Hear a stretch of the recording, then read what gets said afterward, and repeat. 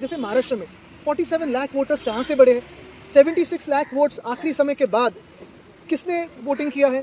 आज अरविंद केजरीवाल साहब से मुलाकात हुई और शिवसेना उद्धव बाला साहब ठाकरे पार्टी के जो मन में है, जो दिल में है, वो साफ बात है कि सरकारें आते जाते रहती है, फिर आएगी, लेकिन रिश्ता तो ऐसे ही चलता रहेगा। और यही कहने हम आए थे। उन्होंने जो पिछले 10 सालों में दिल्ली में जो काम किया है वो सारी जनता जानती है। ये जो चुनाव हुआ उसमें चुनाव का बहुत बड़ा हाथ था, आशीर्वाद था, और भाजपा ने चुनाव आयोग के तो आभार मानने ही ज़रूरी है।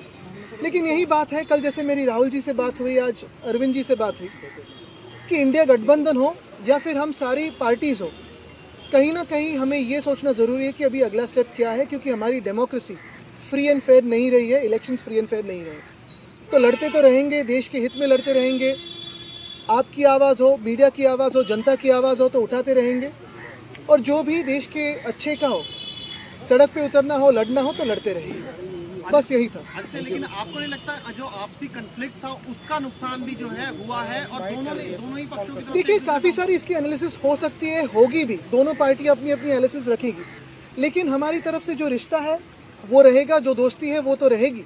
इसके आगे मैं कहना चाहता हूँ कि जो काफ़ी सारी जगहों में वोट्स काटे गए थे, जो वोट्स डिलीट हुए थे, उस पर भी कभी ना कभी विचार करना ज़रूरी है, क्योंकि वो वोटिंग का अधिकार लोगों से छीना गया था, वो चुनाव आयोग ने छीना है, तो उस पर भी विचार विमर्श होना ज़रूरी है। आदित्य जी, क्या इस इशू पे वोटर डिलीशन एडिशन पे आपकी कोई चर्चा हुई दिल्ली महाराष्ट्र दोनों को लेके? देखिए, आज तो कर्टसी कॉल था, आज तो यही कहने आए थे कि रिश्ता तो ये जारी रहेगा।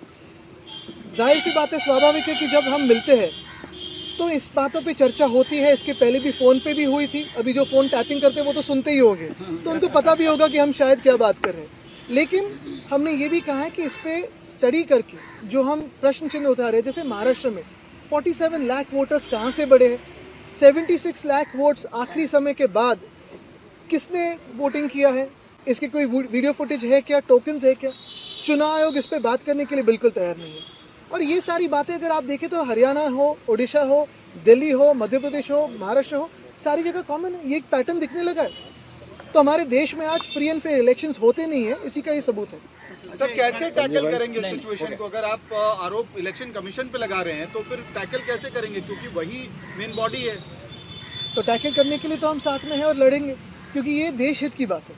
देखिए, कोई भी चुनाव जीत सकता है, हार सकता है, जीत भी सकता है वापस उसके बाद में, लेकिन फ्री एंड फेयर इलेक्शंस होना जरूरी है। अभी कई चुनाव आने वाले हैं, निगम के कई चुनाव, हरियाणा में आम आदमी पार्टी लड़ रही है, आप लोग लड़ रहे हैं, क्या इसे लेकर कोई स्ट्रेटजी? बिल्कुल लड़ते रहेंगे और अपनी अपनी स्ट्रेटजी सुधारते रहेंगे। वोटर वोट कटिंग की, देखिए, ये चुनाव आयोग के साथ हम चेस का गेम खेल रहे हैं।